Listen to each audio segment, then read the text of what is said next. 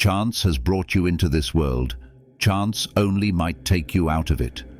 Life is a game of constant change, and if there's one thing you can count on, it's that nothing stays the same for long. Picture this. You're standing on the pinnacle of success. Everything is going your way, and it feels like nothing can stop you. But what if I told you that this very moment, this triumph you're relishing, is exactly when you're most vulnerable? In today's video, we're going to explore the unpredictable nature of fortune and how the very stability we cling to can vanish in the blink of an eye. We'll dive into why it's crucial not just to expect the usual ups and downs of life, but to be mentally prepared for the worst. Fortune doesn't play fair, and she doesn't stick to a single playbook.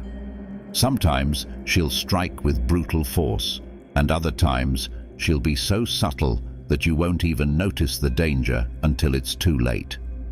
Whether it's the collapse of an empire or a personal crisis, understanding the consistency of change is the key to maintaining your inner balance amidst life's chaos. We must understand that the perceived misfortune of experiencing uncertain times pales in comparison to our ability to contemplate it. So, let's contemplate it. Embrace the chaos. We must grasp the reality that nothing in life should catch us by surprise. Our minds should be prepared in advance to face all potential difficulties, and instead of merely expecting what usually happens, we should anticipate what can happen. Fortune is capricious and powerful, capable of bringing down even the most prosperous and secure circumstances when she so chooses.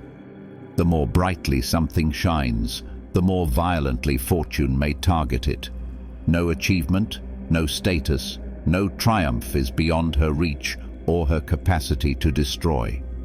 Fortune does not have a singular method of attack. Sometimes she strikes with all her might, while at other times she employs more subtle means.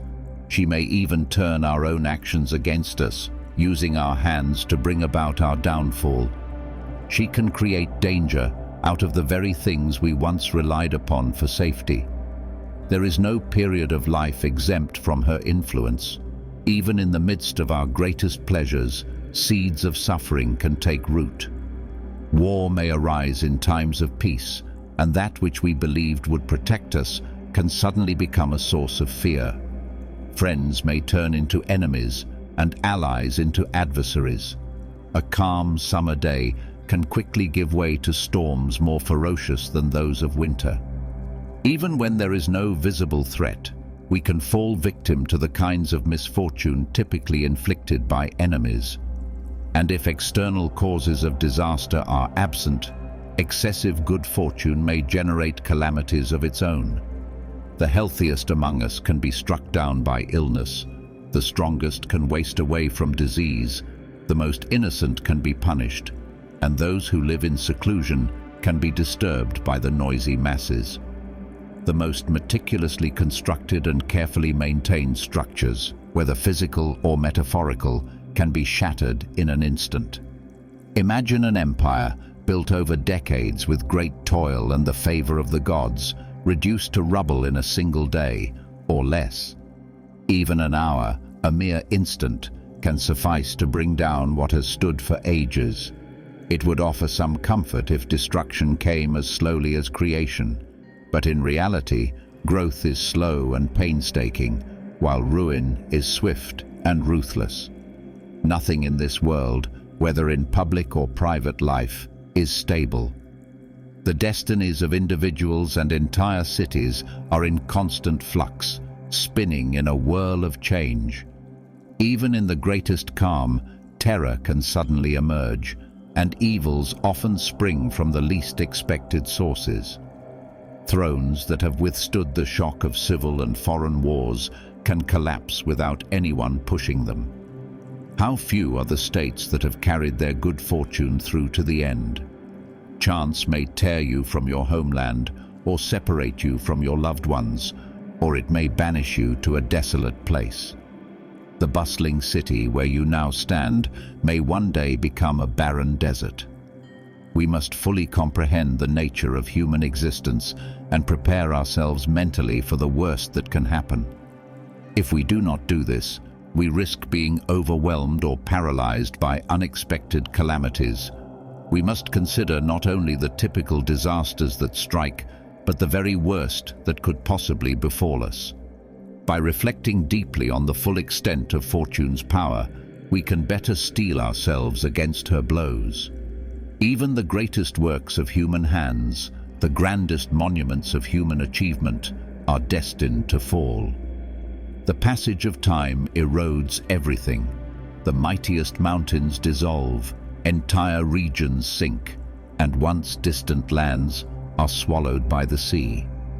Fire consumes the highest peaks, the very landmarks sailors once used as beacons, and even the works of nature herself are not immune to destruction. In understanding this, we become aware of the inevitable destruction of everything that comes into being with untroubled minds.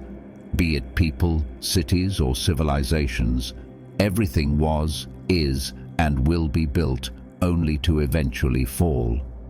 Whether it is a force of nature from within the earth, a violent storm, the inexorable passage of time, or a pestilence that drives away its inhabitants, every city, every empire, every human creation will one day crumble.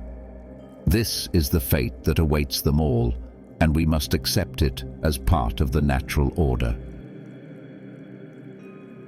Discipline your mind. Let the mind be trained to understand and to endure the circumstances it finds itself in. It must recognize that there is nothing fortune will not dare to do. Her reach is as absolute over the vast empires of the world as it is over the emperors who rule them, as potent over entire cities as it is over the citizens who dwell within their walls. No one, regardless of their power or status, is beyond the grasp of fortune's whims. Knowing this, we must not cry out in despair when calamity strikes. We must accept that this is the nature of the world we live in, the law that governs all existence. If you are content with this reality, then follow its course with obedience and grace. That's what the wise man does. That's what the Stoics did. For it is much better than worrying life away by worrying about inevitabilities. Railing against these inevitable laws serves no purpose, especially when they apply equally to everyone, from the richest to the humblest citizen. If you find yourself caught in the same net as all humanity, it is wiser to reconcile yourself to fate, for it is fate that ultimately dissolves all things. Consider that nature herself might speak to us, saying, "The troubles you face are not yours alone. They are the common lot of all. I cannot make life easier for anyone, but each person can make their own life easier through their attitude." How can this be achieved? Through equanimity, by approaching life's challenges with a calm and balanced mind. Pain, thirst, hunger, old age, sickness, loss, and death, these are all inevitable parts of the human experience. If you are granted a long life, you will encounter each of these trials. None of these are unique to you, nor are they inherently evil. They are simply part of the fabric of existence. But just because nature doesn't speak to us in such a human manner, do not believe those who would surround you with noisy complaints or those who try to convince you that these natural occurrences are something to fear. In truth, none of these things are beyond your capacity to bear. None are as burdensome as common opinion would have you believe. The fear of death, for example, is no different from the fear of gossip. Both are born from the judgments of others, not from any inherent danger. What could be more foolish than a man who is afraid of mere words? As Demetrius the cynic wisely observes, the chatter of ignorant people is as meaningless as the rumblings of a belly. For, he adds with cleverness, What difference does it make whether these rumblings come from above or below? In other words, why should we concern ourselves with the empty noise that others make? Lastly, do not measure your worth by the grandeur of your funeral or the size of the monuments that might be erected in your memory. These things are meaningless in the grand scheme, for in death we are all reduced to the same state. The ashes of the richest king and the poorest beggar are indistinguishable, leveling all distinctions that might have existed in life. Though we are born into the world unequal, some with wealth and privilege, others with nothing, in death we are all the same. The great equalizer of human law does not distinguish between noble lineage and humble birth once life has ended. The same law applies to all living beings. When it comes to enduring life's hardships, we are all equal. No one is more fragile than another. No one has a firmer grip on tomorrow than anyone else. We are all equally vulnerable to the uncertainties of life and equally bound by the inevitability of death. The wise person, therefore, does not seek to escape these realities, nor do they waste time lamenting their fate. Instead, they accept these truths with calm resignation and live their life fully, knowing that their worth is not measured by the external symbols of success or failure, but by their inner strength, their capacity to endure, and their ability to remain steadfast in the face of life's inevitable trials. Acceptance of death.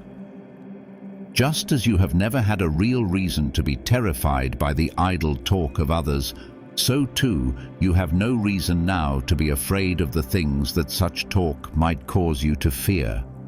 Think about it. Would you ever truly be afraid of these things if society hadn't conditioned you to fear them? The opinions and gossip of others often impose fears upon us that we would otherwise not even consider. For instance, does it actually harm a good man to be stained by unjust gossip? The answer is clear. It does not. A person of integrity remains untainted by the false accusations and idle chatter of others because their worth is not defined by what others say, but by their own actions and character. In the same way, we should not let death, which is often spoken of in fearful and negative terms, hold any power over our minds. Death, much like gossip, has been given a bad reputation. But here's the crucial point. No one who speaks ill of death has ever actually experienced it. All the fear and dread associated with death are based on assumptions, myths, and the stories we tell ourselves and each other. It is foolhardy to condemn or fear something that we know nothing about. We often fear death simply because it is unknown, and because society has conditioned us to view it as something terrifying. But if we strip away the layers of societal conditioning and look at death more rationally, we may begin to see it in a different light. Once you have come to terms with death, once you recognize that it is not something to be feared, but something that is a natural part of life, you find that nothing else has power over you. We spend so much of our lives fearing what might happen, fearing the unknown, but the ultimate unknown, death, holds no terror for those who understand its true nature. When you no longer fear death, you become free from the power of all other fears. So, let us not allow the fearful whispers of others to shape our view of death. Let us not shrink from it simply because it has been painted in dark and fearful tones by those who do not understand it. Instead, let us approach it with the same calm and rational mind with which we approach life, recognizing that in accepting death, we also accept our own freedom. In this acceptance, we find that nothing holds power over us. If this threefold approach helped you find certainty in uncertain times, do let us know in the comments. If you like what we do, feel free to do more and like and share the video.